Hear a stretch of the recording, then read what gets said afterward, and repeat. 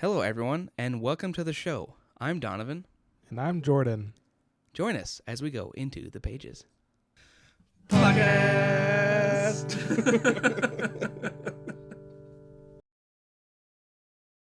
Welcome, everybody, Welcome back. to this delightful episode.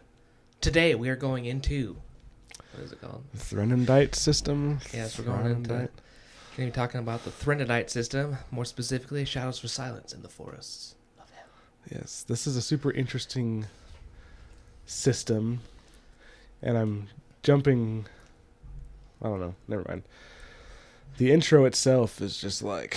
full of like little tidbits and craziness. I was actually super excited to read the beginning because this is the first thing I've ever read about Aiden Alcium. I haven't read anything about him, only whatever I heard really? from you. So this is just cool to hear about it, even though it only literally says the two shards of Aiden Alcium. But I still was like, oh my gosh! Yes. Was Ambition the one that Sazed replaced? No, Ambition is the one who is attacking the planet and blinded Sazed, and who Wayne's sister was working for. Oh, so we don't like Odium or Ambition. Yeah. So good. I'm glad Odium hurt Ambition. Ambition's like Ronin, and Odium's like Thanos. Not a bad comparison. I like it. There's two different levels of bad guys. Yeah. Or no, was it? No, it wasn't Ambition. That was Autonomy. Oh, you're right. That was Autonomy. So I don't know if we've met Ambition yet. Who the crap is Ambition then? Because it was what are the two that combined that Sazed took? Preservation and Ruin. That's right. Preservation is what I was reading. Yeah, so we know Preservation, Ruin, Odium, Cultivation, Honor. Are those the only ones that we really like have like active stories of? It's hard for me to remember. But yeah, that sounds right, yeah. So maybe we haven't met Ambition yet. That's funny because this whole time I was reading this intro, I thought it was Autonomy. I just read it as Autonomy. I knew it was Ambition, but I just assumed it was Autonomy. It's one of those things where like your brain halfway understands, but it's also like it's too close together or something. But it's interesting because it says that the Thinodite system, the first sentence is, it was warped by an ancient conflict long ago, soon after the Shattering. And the Shattering is referring to when all these people destroyed Aiden Alcium and took shards of his power. Odium clashed with and mortally wounded Ambition. And Ambition would later be splintered, though that takes place at a different place. So, I guess Ambition is kind of maybe one of the first ones to fall to Odium. And I wonder if, because I know Odium's all about like passion and like emotions and things like that. I wonder if he's always been trying to destroy the other shards, or if Ambition was also kind of like that. Maybe they got ambitious. It could be that. I mean, it's right in the names. That's kind of my thought too. The result of that conflict, it happened in the space around the planets in the Thenodite system. I think I just said that wrong. Threnodite? I think it's Threnodite. Threnodite system. And it warped the planets and like affected them in weird ways. So this planet that we're going to, where Silence lives, the character we're following in this short story, doesn't actually have a shard actively living on it like Roshar or what's the Mistborn planet? Scadrial does. Yeah, but apparently it was the planet was like blasted by ripped off pieces of Ambition. Like, that sounds so crazy. Like, ripped off pieces of a god were thrown at a planet and like. And now it's got all these weird things going on. Yeah. So there's essentially like two continents. There's the larger one, which apparently is inhabited by what the locals call some form of evil. Like, no one's really able to like fully define what it is, but apparently it devours souls, and it drove everyone away into this other place, and now they're like living in constant fear that the evil is going to get them. Yeah, even though didn't they say like it's never happened before? Like this evil they're so scared of hasn't actually like gotten over there. No, not yet. At least I don't know how long they've been there though. Jumping ahead a little bit, there's Silence's grandmother was talking almost like her mom or grandmother was the one that came over. So that doesn't seem like it's been super long. In just a few generations. Maybe. I could be wrong about that. And I don't remember, I wonder if this is in the very beginning of our side of the kingdom. I don't remember who's talking. Is this Brandon Sanderson talking in the intro? Is this Wit? Is this... I don't think it's Brandon in the intro, no, when it's talking about odium and ambition. I wonder if we haven't heard about ambition, because it also says, ambition would later be splintered. Yeah. So maybe ambition is dead, and yeah. his power is kind of scattered, just like Aiden Alcium. Yeah, and honor. In this beginning, it also talks about the cognitive realm. Have you ever heard about that? Yeah, the cognitive realm is what the Shadesmar. Oh, that's Shadesmar? Actually, no, Shadesmar is not the cognitive realm. Have you read The Secret History? Yeah. It's what that place where Kelsier went. Oh, okay. Is the cognitive realm. So I think there's like 3 different realms. I think there's like the normal like places, Shadesmar, and the cognitive realm. And along with talking about ambition and odium, we get a little bit of what's going on these planets, and like these people kind of got like the typical thing. They don't understand the world or anything around us, so they have all these superstitions, which are they're like the superstitions that we have in our world from 300 years ago or whenever like the witch trials were and crap. Like those are just stupid, but these guys have a little more reason to have their superstitions. Yeah, these are crazy. So the introduction explains them as kind of sort of self-aware investiture, similar to Spren on Roshar. Like they're kind of given a life and a form because the people think of them that way. Yeah. But the interesting thing about it, though, is that and they call them cognitive shadows. Mm-hmm. That's not what they call them in the story itself, but I think they call them shades, right? Yeah. Yeah, shades. So they're the people when they die have a chance to like become one of these things, and so like are they souls? Are they? Yeah. And whoever things? is narrating this, he's like, this person says, they can explain what's happening magically. And that's what they said, like a spirit infused with extra investiture will often imprint upon that very power. So it's just like they got extra investiture. If that's a soul, I'll leave that up to the philosophers and theologists. I really enjoyed this story. This is like the other one, I think, where it just felt like an old adult bedtime story. Yeah, no, it totally did. It definitely had that air about it. Like it's a decently like a medium, like that's still a short story, but maybe a little longer of a short story. It's still because it's like all a good hour to read if you don't like have a speed reading ability. But we start our story with someone else telling a story about the story. Someone else telling the story of someone else. Yes. Yeah. So we start in like you're saying, it just seems like a tavern setting.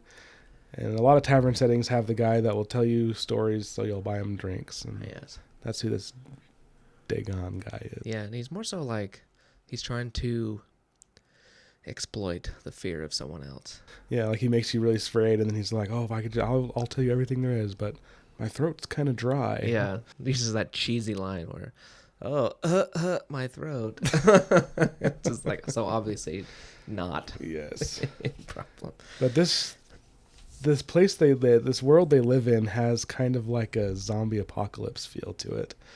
Did you kind of get that feeling? Kinda. Like there's like little areas of civilization, like there's little taverns along the road, but every city is like a fortress, and they have like huge walls, and everyone's like really scared, and travel's super dangerous, and you have to watch out for all these roaming shades that are attracted by certain. Yeah, it totally things. does kind of feel like that. It almost feels, it's got the same genre, but it still has a little bit of spice that makes it different. I feel like. Because it more almost feels like, to me, like an apocalypse, but maybe an apocalypse of like for example, Chernobyl, like just mortal everywhere. Like you can't go to Chernobyl because there's just like this sickness on the land that'll kill you. Instead of like a sickness or like radioactiveness, it's these shades that will murder you. Yes. So I totally see that, definitely. But I like how this starts. Like there's this Dagon who is telling a story about a assassin. Yeah, an assassin / bounty hunter. Yes. And I thought it was him, quite honestly, when I first started reading this, but and I thought it's just gonna be his story or whatever, but I like where it kind of goes. But before we get into the main bit of the story, they had something mentioned here that was interesting, and this is kind of just Dagon thinking to himself, and he's talking about names. Like, did this guy give his real name? I didn't give him my real name. It's like names didn't mean a whole lot in the forest, or maybe they meant everything. And the right ones, that was. It's like, okay, what does that mean? Do names have power? Which that question really never got answered in this story. No, not really. Have you ever heard of any of the books you've read? Have they mentioned names? I can't think of anything nothing in Stormlight or none of Brandon's books. Like Aragon and Dresden Files. Names are important. I don't know if they have the same kind of level of power here. Oh yeah, so the bounty hunter we learn of is called the White Fox. Oh yes, the White Fox. And apparently whoever this person is, the White Fox, is just really good at what they're doing. They collect a ton of bounties, and no one knows who they are. Mm-hmm. So kind of like a faceless. And so we kind of set up in this tavern area, and there's this woman that runs this tavern, and she has it set up as kind of like a neutral zone, like kind of like an area where no matter who you are, criminal, lawman, whatever, you can come there and not be afraid. Yes. It's kind of like a bad guy. And we also learn later in the book that not only is it like it's a safe haven for no matter who you are, it's also like a safe place from the shades. Like we learn that she's got a little ring around the... Yes, these shades can be defeated by and repelled by silver. Surprise, surprise. Silver makes an appearance. Yeah, so so she has a ring of silver around the place, kind of like a perimeter. I don't think it's just around I think it's probably around the building too, but she also has it kind of around the property line, I guess. That's what I thought it was. It was just around the property, but which kind of repels them. Just generally, so these shades, they're interesting because they just wander around, and as long as you don't do one of three things, they just kind of leave you alone, and they kind of even avoid you unless you do. Yeah, it mentions later that if you keep the three rules, that they'll generally kind of like, you'll see you and kind of just go the other way. Which I would be relieved, because once we learn what these shades can do to you, that just sounds awful. Yes, it does. Makes me think of the whites. Oh yeah, I can see that. Yeah, so we meet Silence, who runs this tavern. We learn pretty quickly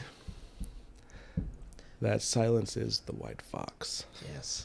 And she has devised a very clever bounty hunting plan. Mm-hmm. So how she keeps her tavern afloat, I mean, yeah, she kind of relies on like patrons and people staying and like buying food and stuff. They talk about like these days are just mad. They're always mad. Well, I don't think she says that specifically, but the times are hard, and like less and less people are traveling because it's just such a dangerous place to travel with all the shades and everything. You got the shades, then you also have like bandits, and so it's just that's what makes it think there's always people who are trying to take advantage. Exactly. So it's kind of got this like Wild Wild West zombie apocalypse type feel for me. It's like you got to watch out for the shades, but you also got to watch out for roaming humans that are also evil. Yeah, that part definitely has just zombie apocalypse written everywhere, because it's like I swear so many things will be like, oh, you got to worry about the zombies everywhere now, but then like there's the worst thing you got to worry about is just the people out there who will try to take advantage of you. Because as long as you follow the three rules, the shades will leave you alone. But humans are... Which unfortunately, humans don't have those rules. No, they do not. If you're running around in nothing but a pair of shorts, they'd probably leave you alone. Maybe. You never know. They probably wouldn't, because they'd be like, why is that guy running around just in shorts? Get him. And So her setup and her plan, the way she works is, so she's established this tavern that criminals all over the land think is a safe zone. So they all come there, and she has a book of bounties. And when people come through, she checks them against that book. Mm-hmm. And if they have a high enough bounty, she nabs them. But she's smart about how she does it, because she wants to keep the integrity of her sanctuary, supposedly. Yeah, she doesn't want the people who have bounties to know that if they go there, they could be killed. It's really clever how she does it. Yes. But we'll get to that in a minute. And she's there with her daughter. What's her daughter's name? I forget. William Ann, which I thought was weird. William Ann. I think she named her after her husband. Yeah, but still weird. Made it like a name, yeah. But just put Ann after it. I didn't like that name. I don't like it either. Should call her Willow or something. It's close enough to Willow. Yeah. But they kind of work together. And so they're kind of desperate for these bounties because they're in a lot of debt. And I guess the way the debt law works here is if someone comes and purchases your debt, they can claim all your crap and essentially enslave you until you pay it back. So yeah, sounds like a really terrible deal. Yeah, so there's this guy. He's a tax collector, and he's partnering with Silence. And when Silence captures a bounty, she'll give it to him, and he'll turn in the bounty for half of the bounty price. And that's how she's kind of maintained her anonymity, and why everyone thinks the White Fox is a man. They always assume it's a man too. Yeah, but kind of right at the beginning of this story, he comes and tells her that he's purchased her debt, and she has essentially like 2 days or a day or something, 2 days or 3 days. Yeah, she only has a couple of days to pay him in full, otherwise he will fully seize her property and essentially turn her into a slave. And she knows that he'll make her still get bounties, but will no longer give her a cut, and he'll just essentially run her ragged, and not a very good situation. But she, suck way to live. Yeah, so we have that kind of that tension in the story. You know, it kind of adds a sense of urgency to, she has like a day or two to figure out how to come up with money so she doesn't have to get enslaved like this guy. And she even considers killing him. She's like, can I kill him and get away with it, or can I get enough money to pay him, to buy off the debt? And a solution presents itself. Mm-hmm. Luckily, a very notorious bandit who is quite the evil mother effer. Freaking Chesterton. Chesterton comes into the place, and him alone is enough to pay off all her debts and let her live well for like a year. So it's like cha-ching opportunity at the perfect time. And it almost gets ruined. But luckily we get to see, before it almost gets ruined, we get to see how she gets these people, She sneaks out to her barn. She's got she's got this tavern inn thing and like a small barn or something with like a stable, yeah. Yeah. Maybe I actually thought of it as a barn that you would see with like hay and crap, but maybe it is more of a stable where she can put everyone else's animals when they're staying at the inn. I didn't think about that, but anyway. She goes in the barn. She has this powder or a root or something that glows in the night and nighttime. And what she does is she crushes it up and mixes it in water and feeds it to horses.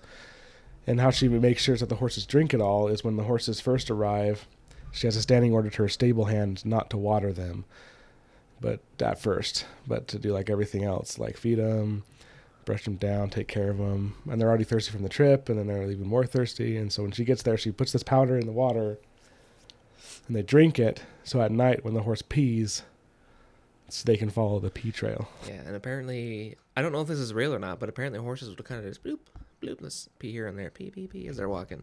I didn't know that. I'm like, okay, I'll have to take your word for that, Brandon. That's what happens now, or at least in this book. But have you ever seen a horse pee? It's crazy. Yes. It's like so much. Like a hose. Yes, it is.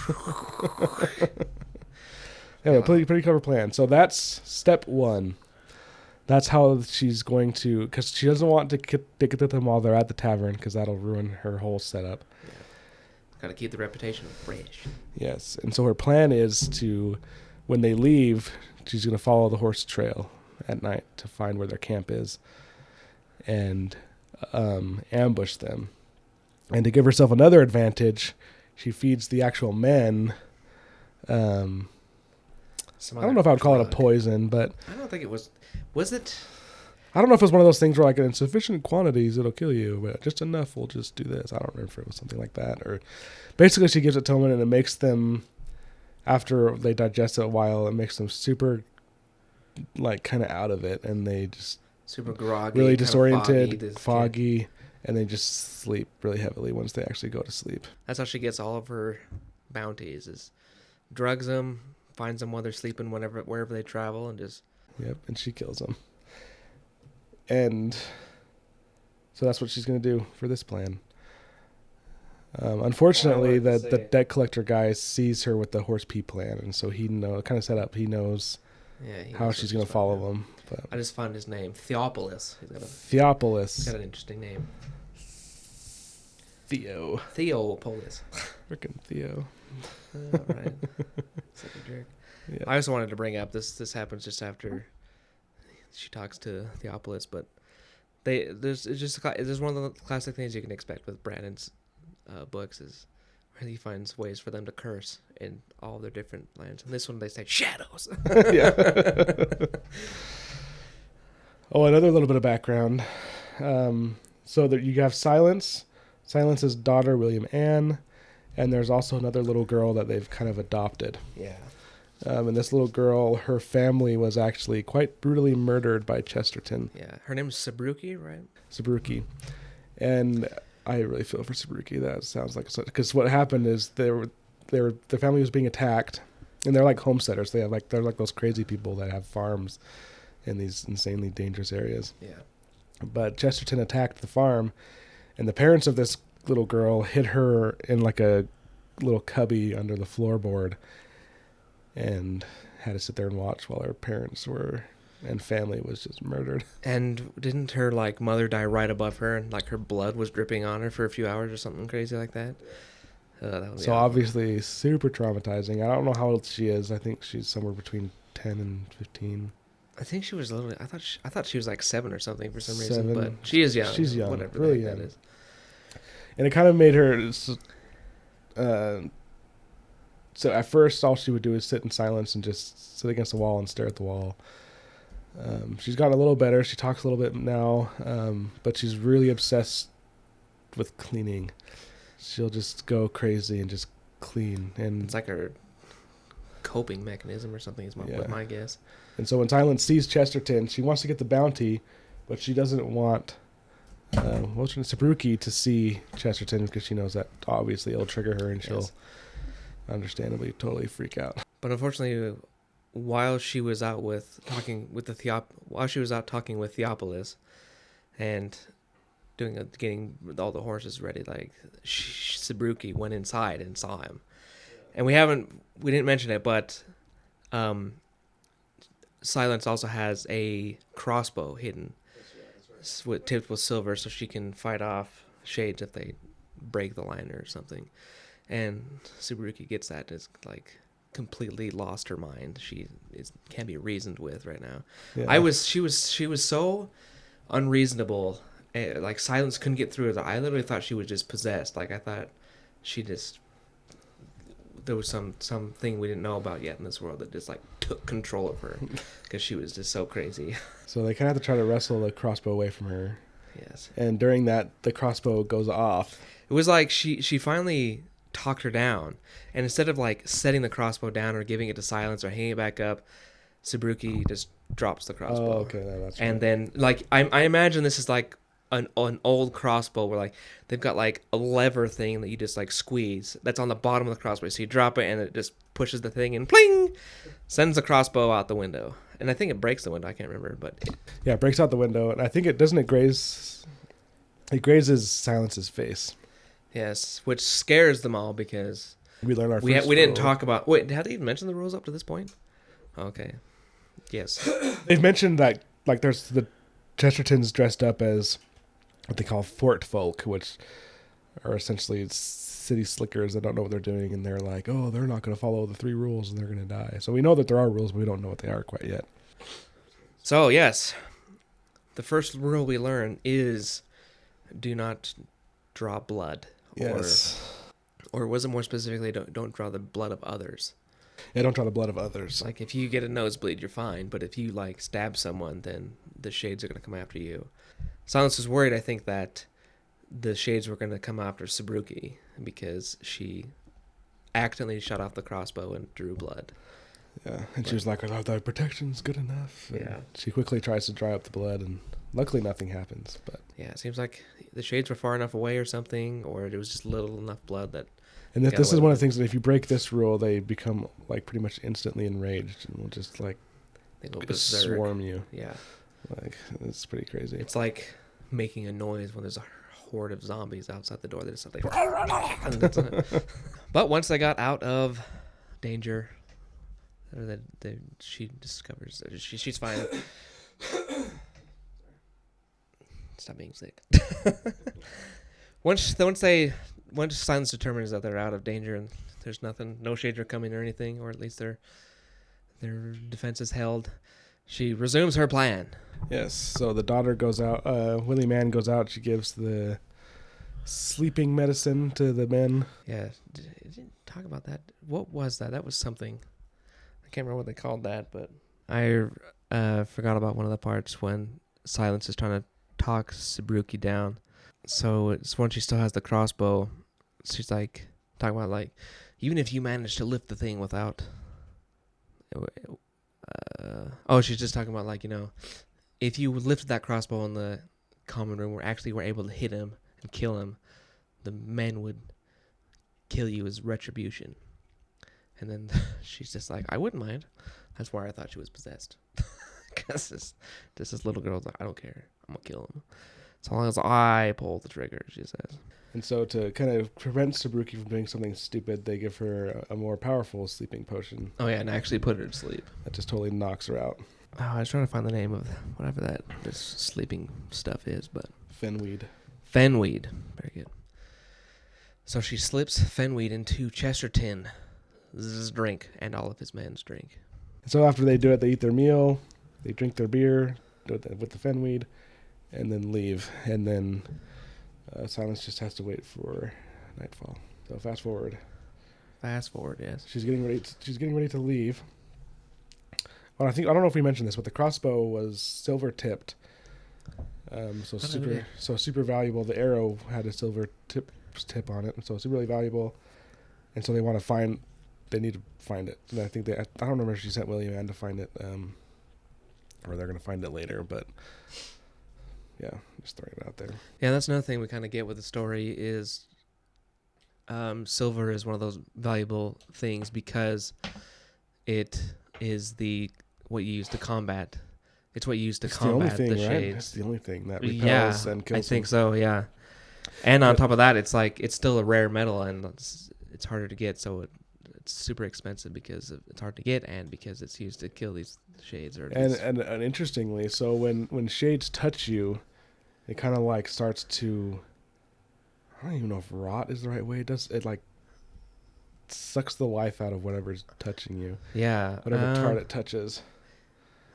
Like I just kind of viewed it as like getting dried out or something. It's kind of like, it makes me think of it. It's not as quick, but on the first Harry Potter movie, The Sorcerer's Stone, when he's down in the dungeon with Professor Quirrell and he touches his face and touches him and he burns up and his hand slowly like melts and he like becomes ash. That's kind of what I think of it. It just doesn't act as quickly. Yeah, it's not quite as quick unless you're being swarmed, in which case it'll happen very quickly. Yeah. But silver can also heal you. Yes, if you got silver dust. If you get it done quickly enough. If you don't get it done quickly enough, you'll probably have to get a limb amputated or forever be, I don't know. I wonder if it keeps spreading and that's where you have to amputate. I just imagine like if you don't get it in time, your hand's just pretty much like a dead thing. I guess maybe you'll still want to have it or cut it off. I don't know. So yeah, important stuff to know. And William Ann insists on coming. This is going to be her first time coming with Silence. Silence is at first reluctant, but then she's also kind of like, yeah, there's 4 guys. I'll probably need help, and so they strike out together. She definitely is at the beginning like, no, but gets worn down, and this is where we learn what happened to Silence's grandmother, which is she's the one who raised her, or like we learn what almost killed her, and then we learn the 3 rules. Yes, and we also learn what type of people they are. What are they? They're like the Forerunners or the 4 Scouts, I think. 4 Scouts. They're 4 Scouts. So they're some of the first people to come from the land where all the evil was, and kind of settle. And so they have like this pride. They're like, we will not cower or be afraid of the shades. Like, we'll respect them, but we're not gonna run or be afraid. And so her grandma was kind of actually pretty cruel. Yeah. In the training, like one part of training was she put Silence in a silver circle with the shade inside of it, and then made the shade angry, so it would attack Silence, so that Silence could learn how to fight a shade. Yeah, geez. So it's literally like, it's like throwing your kid in the lion's den so they can learn how to fight lions. Yeah, and not only that, like starving the lions and poking with sticks or something. Yeah, like you're saying, we learned the rules. They're pretty strict too. Like these whites. Yeah. Well, anyway, what kind of drew into the rules is another reason why this inn of Silences is a little more popular is because there's a fire and it's warm, and that's what leads into it. Like when her grandmother first made this inn, she lit a fire and it drew the shades and almost killed her, and that's what drew us into the rules. So the first rule is don't light a fire. Don't ignite a fire, because igniting a fire is one of the things that instantly enrages them, and they will just go crazy and just kill anything that they can see. But it also disorients them a little bit. So if you ignite a fire, they're kind of disoriented, but they're still just gonna. It doesn't last super long, and they're gonna. So like if there were shades in our days, we could get like a fire grenade, something, or other, throw it way over there to distract the shades and get them away from her or something. But in these days, when you have to be right next to the fire to light it, it's a little harder. I don't know. Is it? I thought it was. Is it the fire that enrages it, or is it the person who starts the fire? Well, I don't know. It just says don't kindle the flame. I wonder if it's the same thing, or maybe it's like they don't like the fire, so they'll go towards it and like try to do something with it, but they kill everyone because around it. If you have the fire already established, they don't go after you. It's That's the true. act of igniting it. Maybe it is the act of igniting it. So I don't know. I don't know if it's the act of igniting it that pisses them off, or if they go after specifically the person that did ignite it. Either way, fire bad. Yes, fire bad. And the other rules: don't shed the blood of another. We already talked about. And then the other one is like, I think it's kind of funny. Don't run at night. If it's nighttime, don't run. They sound just like cranky parents or something. Be quiet. Don't run. Turn those lights off. Yeah. So to follow these travelers, they have to walk, because if they go fast, and it's funny, even though the rule is don't run, it's pretty much don't struggle, don't make any sudden movements, just be calm and walk. Yeah. And we'll learn a little bit about that in a minute. But I thought it was interesting that fire is one of the things that makes them so angry, and they'll kind of come towards it if you light one. Because usually it's like fires are one of those things that kind of protect you. They'll banish evil things. Like if you have a fire in your home or something, then like the evil spirits will be like right on the edge of the light but can't get to you. But these guys are like, oh, okay, I'm gonna go. And it's interesting how the shades can tell a difference between kindling a fire and maintaining a fire. Because if you have a fire started and you just constantly feed it logs, the new logs catching fire doesn't count as kindling a fire. I guess. Interesting. It's just kind of the same thing with the blood. Like, how do you know if like you actually bash your face into the wall and get a nosebleed? I wonder how precise it is. Like if you're running and you accidentally bump into somebody and they fall and scrape a knee. Yeah. Will the whites consider that as shedding someone else's blood? Honestly, and how many kids are out there that were just dumb with their knives? Like, oh, I got a knife, it's so cool, ooh, and it's actually like cut themselves, which wouldn't be a problem, but they accidentally cut someone else. See, I don't know. I'm curious how sensitive they are to it. It seems like they're pretty sensitive. Yeah. I also was thinking, I was kind of surprised there's someone like Chesterton out there who was just such a murderer and everything. considering that if you shed someone else's blood, these shades will come after you. It even said, so I think this is part of what made him so evil, is when he killed Sabruki's family, he like snuck up and surrounded their house with silver before he did it. Oh, So it was like 100% like premeditated for like no reason. He just killed them. Oh, jeez. And prepared for the whites even. So The shades. yeah, shades. Yeah. But even still, I would have thought that murder would be less known here, but not so. You can still kill people, just don't draw their blood. You can strangle them, I guess. You could bash them in the head as long as it doesn't break the skin. As long as you don't do anything. So anyways, they're able to follow the horse pee all the way to the camp. And they find the men, and they're kind of all sleeping. Silence has her daughter wait for a little bit while she goes and takes care of the sentry, the dude on guard. They followed the horse pee. Yes. And they find where it goes off the trail into the woods to their camp. And it took them a long time. They were doing this like for hours. Yeah, they find the men. There's one man on guard, which makes sense. But he's still like out of it. And it's interesting how Silence kills him. She's able to sneak up on him and put had a name, I don't remember what it's called. Put something like a rope or something around his neck and strangle him. Oh, right. It's called something, though. I don't remember what it was called. But she had a burlap sack. Yes. But even that, and that struggling, because obviously when she puts him in the choke, he starts fighting and trying to break free, and that struggling starts to draw the attention of the shades. Because running and stuff doesn't immediately enrage them, but it definitely brings them... It's like one of those things, it gets their attention, but if you stop, then they might go away. And apparently their eyes will turn green if they're coming at you, but they're not enraged. But they'll be red if they're enraged and just come into... That'd be so scary. They're already kind of hard to see. They're way more visible at night. I don't know if you can see the eyes in the daytime, though, actually. But either way, like, if you're just, like, out walking at night, and maybe you decide to jog a little and you see the red eye, that'd be scary as crap. Another rule is, so if you see green eyes, hide from green eyes or run from red eyes. And good freaking luck. So she's able to deal with the first man. Yes, and it was the one on watch, wasn't it? So all the other guys are asleep. And she has a pretty interesting way to deal with them. So after dealing with the sentry, she goes and gets Willie Man, and they come to work together. And the way that they kill these men, because they want to kill them quickly, but they don't want to struggle, they don't want to draw blood, they don't want to ignite fire. And so their way around this is they put a burlap sack around their head, seal it tight, and bash the heck out of it with a hammer.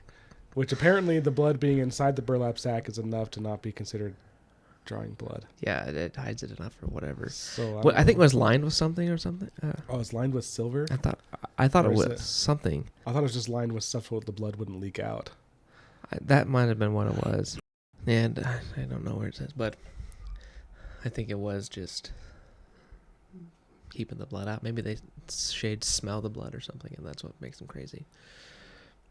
But yeah. So they did with the first guy. Sounds like a way... probably sucks to die that way, but it just grosses me out thinking like just bashing something. And she specifically even brought up that like she doesn't have a special hammer or anything, it's just a regular hammer. So like you can definitely do the job with one of those, but it wouldn't be as quick as like a war hammer or like a sledgehammer or something. Yeah. So they do it with the first guy. They go to the second guy, and they put the burlap sack and whop him, but he wakes up and starts struggling and freaking out, which in turn wakes up the other guy. And he's super disoriented, and so he starts to run. Yeah. And that's Chesterton. Chesterton starts to run. And so Silence is like, oh, crap, for two reasons. One, the guy that they're hitting is awake and struggling. Chesterton is running, and so the whites all around them are starting to, like, turn. Yeah. And, like, drift towards them, and their eyes are turning green. I'd be like... Right, honestly. crap. And I think there's a lot of whites. There's a lot of shades everywhere. That's what Because it seemed seems like no matter where you go, they're always close enough to where if you break one of the 3 rules, they're going to be there. Yeah, they even said like there's even a line where homesteaders like apparently there's a suspicion. I don't know if this is true, but apparently they're even like inside the house. I don't know if that's true, but That would suck. 'Cause, like, it seems like even if these guys are not enraged or coming at you, if you walk into one, it's going to hurt you and yeah. like, rot away your flesh or burn away I your don't know flesh. how fast they are when they're not enraged, because when they're not enraged and you're not following the 3 rules, they kind of avoid you. They like drift away from you, but I don't know how fast that is. Like, Yeah. Anyway, so this guy's running. It turns out it's Chesterton. So Silence goes after him and trips him up, and they start to struggle. And he recognizes her as the tavern person. And he's all like, "You be like, you're not gonna kill me." And then she smacks him with the hammer, but he doesn't have the burlap sack on. Yeah. And so it draws blood. And they get lucky, don't they? Actually, no, I don't think it draws blood, actually. So she slams the hammer into his arm, and he screams. They brought it down on his face, and he's groaned and thrashed. Oh, she rips off her sweater, and somehow wrapped that around him. Oh, that's right. And she also can wrap the hammer in there too with him, right? So her hammer is like against his face and wrapped in around it. I don't remember exactly how, but I remember that her hammer Wrapping it around the head. Yeah, I think so. So she ripped off her sweater as he groaned and thrashed, somehow wrapping it around his head and the hammer. So yeah, her hammer is incapacitated. Yeah. But still the whites She's are yelling coming. for a bag. I need a bag, man. Yeah, so still the whites are coming, but she's able to get behind him and get him in essentially like a rear naked choke. Yeah. And slowly kills him. I remember she's just like die. Yeah. It made me think of the Avengers: Age of Ultron. Right when Iron Man is fighting Hulk. Go to sleep. Go to sleep. Go to sleep. Go to sleep. Go to sleep. That part was hilarious. But Well, so she deals with Chesterton, and then she's still freaking out because she's like, the other guy. And so she jumps up, but William Mann's like, I dealt with him. He's dead. I killed him. And they're like, oh, good. Yeah, and then Silence is kind of like, oh, it's actually a really good thing you came now. She was still like, kind of just like a classic straight up would've protective died. mother who didn't want her daughter to be involved in this. And Yeah. So luckily, since the struggle's over, the white's eyes fade away from green back to no color, I guess. And they kind of I guess they must just be kind of transparent fully, and then their eyes pop or whatever. Yeah. So they grab up Chesterton, they strap him to his horse, they put a burlap sack over the sweater too, just to be safe. So now he has a burlap sack, a sweater over his head so no blood gets out. And their night was so close to being done with. Just a nice casual walk back home, but unfortunately Not so easy. Turns out Theopolis, is that his name? Yeah. Didn't want her to get the bounty and pay off the debts because he wanted her to essentially be his slave and always have that income of the bounties. So he sent another group of people after her to steal the bounty from her. And right as they're walking out of the camp with everything tied up nicely with a bow, this big group of people show up and like, thank you, that's ours now. Yeah. And Silence, of Silence course, does do the smart thing, and she's like, yeah, here, just take it. Yeah, just take kind of. She was going to like, she struck a deal with them that I didn't think they were going to keep.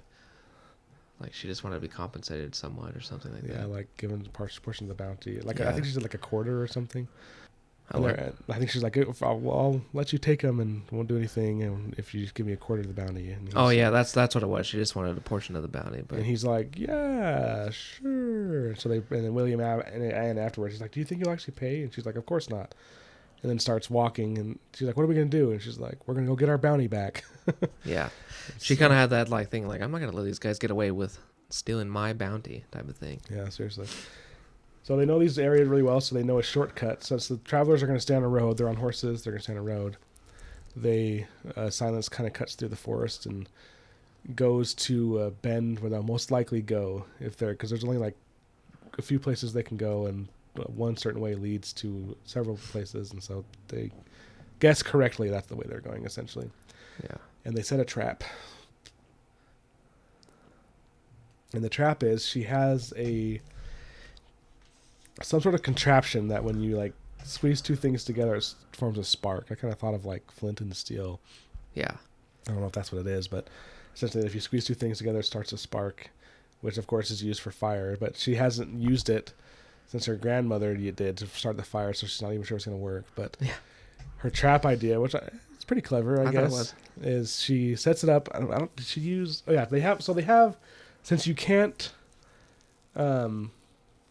start fires, they have what's called glow paste. I have no idea how it Yeah. works, but it's like in jars, and you can like open the jar and it like glows.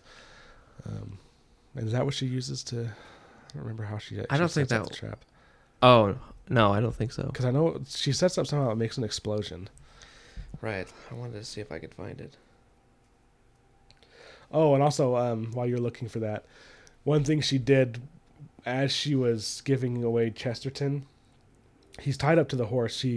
As she was handing him away, she got a knife and kind of weakened the ropes holding Chesterton to his horse. Is what she did. Just kind of a background. And then when she hurts that way, her trap would work. So did you find what she did? Yes. Okay, what she did? So she has like her own little rigging of a Molotov. Is that what they're called? Those things like bottle of alcohol, you stuff a rag in. Okay. She said something like that where she soaked a rag in oil, put it in something. Well, it says she soaked her handkerchief in the lamp oil, stuck one end in the keg, then positioned the fire starter boards on the road with the end of the kerchief next to the spark-making heads. And then that's what she's hoping the horse will step on. Yeah.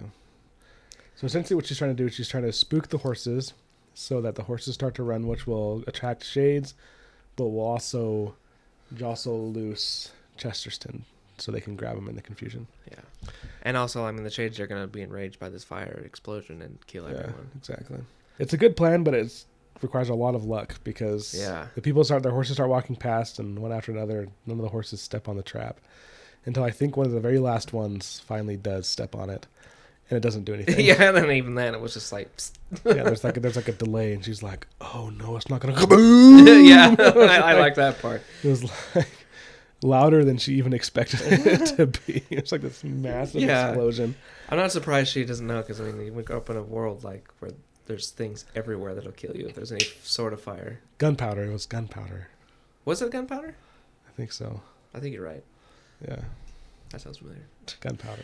Anyway, yeah, so huge explosion, and she's like, "Wow!" But it works. It spooks the crap out of the horses. That would scare the crap out of me. You're walking in this silent forest. All of a sudden, there's a massive explosion, like deafened, and then so the horses spook. Chesterton falls loose. Everyone's kind of like in the confusion. They're like, "Oh, what's going on? What's going on?" And her and William Ann run up and grab Chesterton at the same time that all the whites around in that area.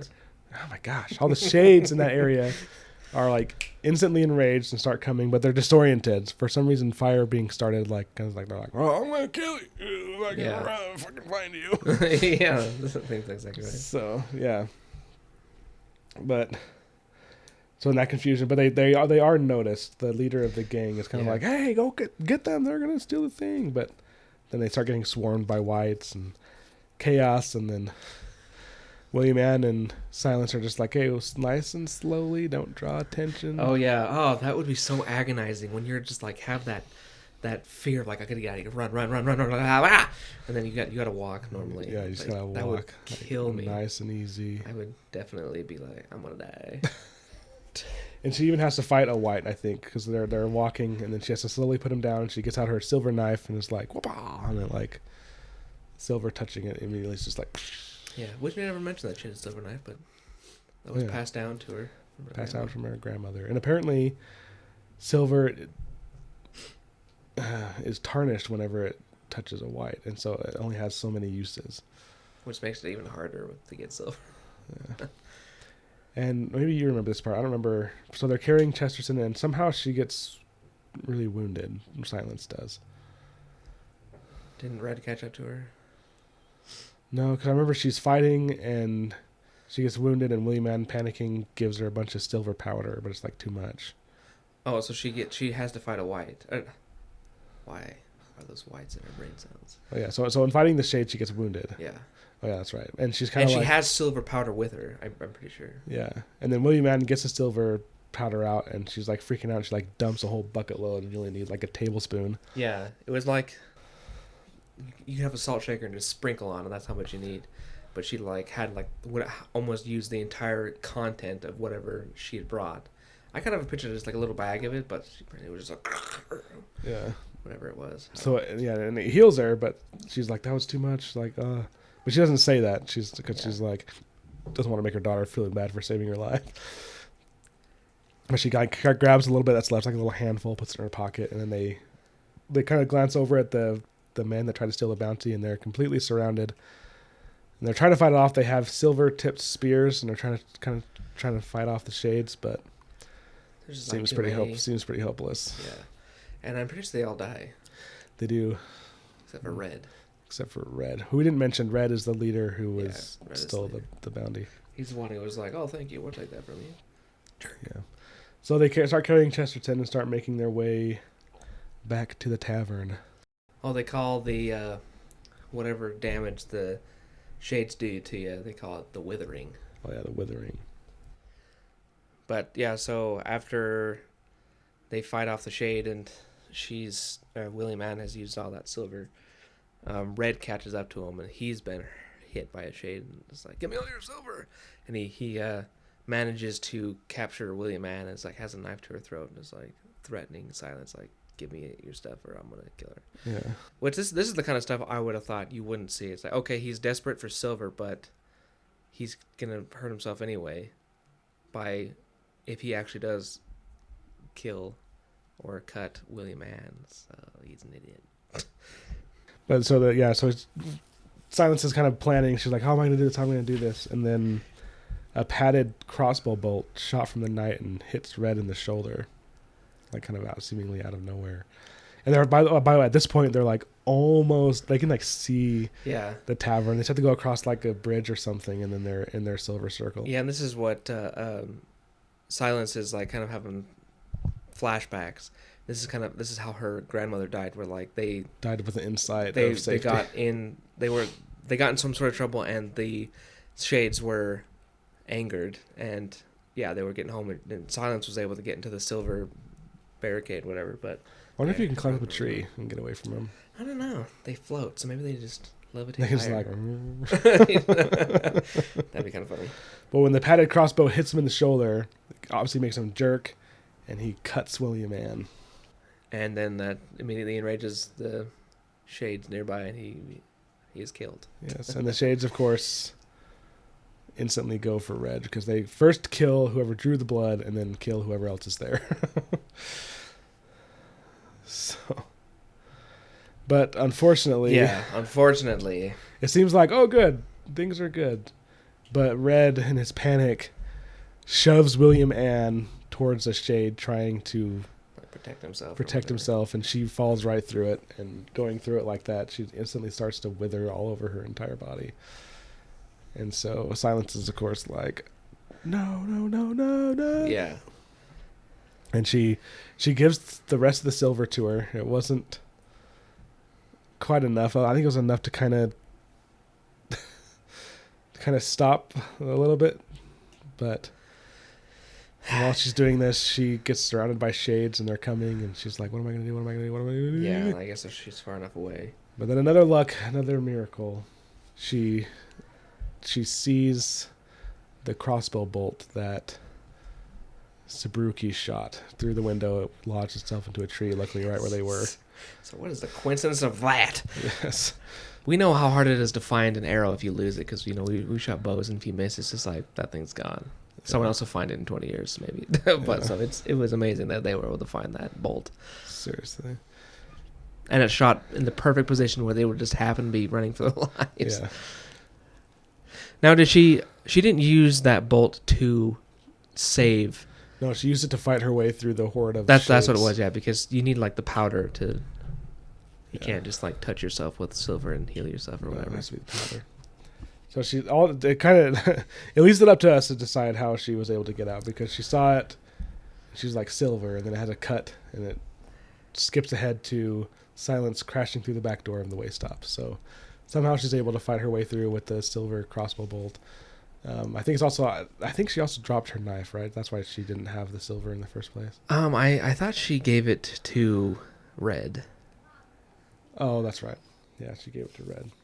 so she had nothing but the what little powder. I wonder what happens if you had that powder and just like whoosh, misted it all over the shades. If they'd be like, Oh, actually, I wonder if that would work. That would be a pretty good defense, because then you'd have a power to that. Like, so you pick that way you're going to run. You just throw it to clear a pathway. because you imagine like if you just had it as thin as like dust, then you could just have it like a whole field of temporary shield around you that if they walked into it would just like shred them. I would want a chain, like a silver chain that I could just.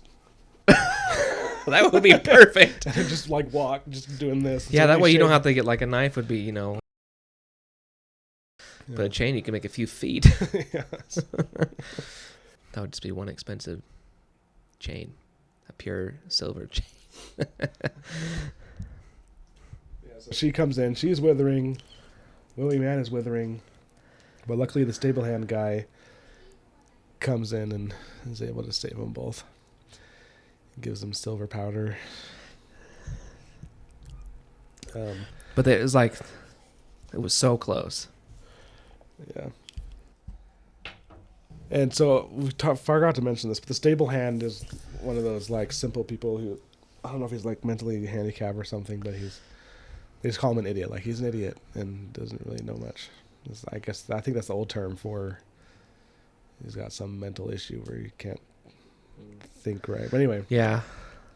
But he seems like a simple guy. Whenever he had a break, he would just go smoke his pipe on his porch or something. Yeah. I think that's what they said he did. But then she passes out right after that. And we have a flashback. We already talked about it, where it's kind of talking. It kind of talks about the grandma. Yeah, and this is, the grandma mentions something that I thought was interesting. Like, she just says, you know, we will be the ones who defeat evil someday. So I'm wondering if, like, these Force Scouts people, is that her full name? Is like, she'd say Silence Force Scout? Is that her last name? Or is Force Scout more of like I think that's like the race or something? I don't think it's a race. I think it's just they're the first people that be here. Oh, okay. I don't know. So maybe, like, I don't know if they made themselves the self-proclaimed person who's going to rid this world of evil, since they're a little more brave or whatever. But it kind of made me think, like, are you prophesied to be the next people? So yeah, so Silence wakes up. She was alive. The stable man, whose name was Dob, was standing over with the powdered silver. He was enough to save William Ann's life, but she's going to be kind of like Deadpool is how I pictured it. Yeah, let's see this. She lay on the floor. Oh, this got to be insane. It said, you know, her face wasn't too bad, but her hand was withered skeleton. Like, does that mean that she literally was just like flesh from the elbow up or something, and then her elbow down was just literally her bones? That'd be insane. Just looked like dried up and just. Not even just like dried up. Imagine just seeing your pure white skeleton just. So, William luckily survives. You know, she's going to be maimed for the rest of her life. Yeah, she's all worried because she's like, no one's gonna want to marry her. Yeah, and I think they were saying like her face was a little withered, but I think it'll go away, but still hard. But people are superstitious, so they'll see the withering and not really want anything to do with her. Yeah, That's essentially what the issue is. They'll think somehow that they'll get cursed, or I don't know. And so now she's like, dang it. So because she knows, so the shades were enraged. Chesterton was there, and even though he was dead, he apparently was still warm enough that they would attack him and wither him away. And you can't bring a unidentifiable withered head and say, "This is the bounty, pay me." Yeah. And so she's like, "Dang it!" And all that effort, almost died. My hands withered. William Ann's crippled the rest of her life, and didn't even get the dang bounty. She's like, "How am I going to pay off Theopolis?" And then, speak of the devil, Theopolis comes in. And she suspects that he has like a hidey hole somewhere nearby. Yeah. Because like he's always there, but he doesn't really stay very often, but he can get there pretty quickly. So it seems like he has somewhere where he hides nearby. And this is also where she like pieces together that Theopolis is the one who shot Red. No, Dob shot Red. Or was it Theopolis that shot Red? I could have sworn it was Theopolis. Oh, was it Theopolis? Yeah, you shot him with a crossbow to jostle him, make him draw blood. Why, Theopolis? Blood? In the night? And you survived? You're quite fortunate. So yeah, I think it It was him. sounds like it was him. Oh, and she also sees that his shoes are glowing because he stepped in the horse pee, and so that's further evidence that you followed her. Yeah. Oh yeah, so he's like, you're going to sign this document that essentially gives him the way stop, and is going to pretty much put her in indentured servitude, which is pretty much going to be slavery. And then she kind of like, I hate you, and he slaps her. Oh yeah. And the slap is just enough that it draws a single drop of blood. And she's all like, ooh. And he's like, you expect me to be frightened? We're protected here. And then she's like, oh, you city folk. You can't even follow the rules. And then she opens the door. Yeah. And out comes Grandma Shade. Was it the grandma? I thought it was, Yeah. but I can't remember. Yeah, it was the grandma, because I'll talk after. So she opens up the thing. The Shade comes out. Of course, attacks Theopolis, withers the crap out of him, but then stops and like looks at Silence, and even though it's enraged, doesn't attack her. I hate you. Thank you for making me hate you. Yeah, so like looking into those dead, glassy eyes of a matriarch she loathed and loved. Yeah, and then the Shade kind of goes back in there, and then she kind of says like, I kind of feel guilty for trapping in there, but I guess it kind of works out. Yeah. Yeah, then Silence is able to find, after this, it kind of has another cut, and then Silence is able to find Theopolis's hiding spot, and luckily he was very greedy and brought Chesterton's body to his hole that was protected by silvers. So she's able to not only get the bounty, but she furthers her mysteriousness. Exactly.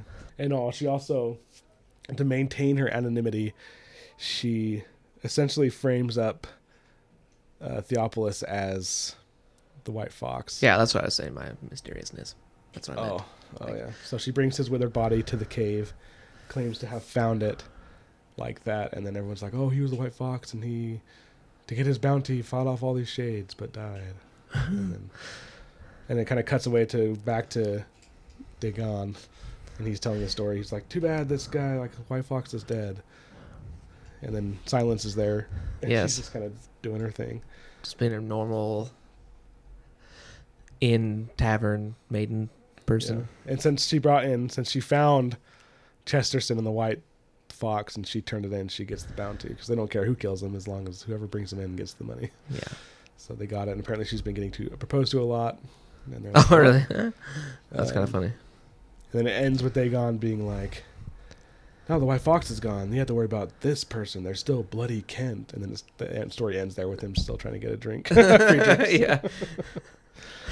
Yeah, that was a very good story. That was a really good story. I definitely was sitting there, this page turner for me. And the thing that I'm looking forward to the most about this story is in the very last sentence of the postscript, Brandon Sanderson writes, you'll see more of this world in the future. Oh, yeah. Most likely. Most likely. It's probably one of those things where he's got it on his list of things he wants to do, but he has other things that he's got to do first or whatever. Hey, do you have a favorite moment? I don't know if I had a favorite moment. The whole story was just good. I liked the general atmosphere. I liked the setting of adapting and living in this crazy environment where if you run or draw blood or make fire, you'll get attacked by these crazy shades, and there's bandits, and just everything seems so like crazy and hopeless. You just gotta survive somehow. Yeah, no kidding. In a constant state of survival, that's for sure. Yeah. I think my favorite part was just when what's her face? I think my favorite part was just when Sabruki went crazy. They're like, you wouldn't even be able to survive. I don't care. As long as I'm the one who pulls the trigger. Out of this like 8-year-old, 10-year-old girl, it's like, you're crazy. But yeah, definitely the ambiance and the feeling of the story was great. So what are we looking at next week? The Dromonad system. 6th of the dusk. Sounds intriguing. Oh, I forgot to give a little bit of art with these. Like the art we see for this one is silence in the middle of the mushroom field, slashing at a shade. One of the shades she fought. I think the one that hurt her. Anyway, it was cool stuff. Good stuff. Yeah, join us next week for more of the Arcanum Unbounded short stories. A little more of Cosmere diving in. Yes, I'm excited to get into the next short story. This short stories have been really good so far, so I'm looking forward to the next one. Sure, me too. Join us next week for the Dromanad System. Woo! Woo! Bye. Bye.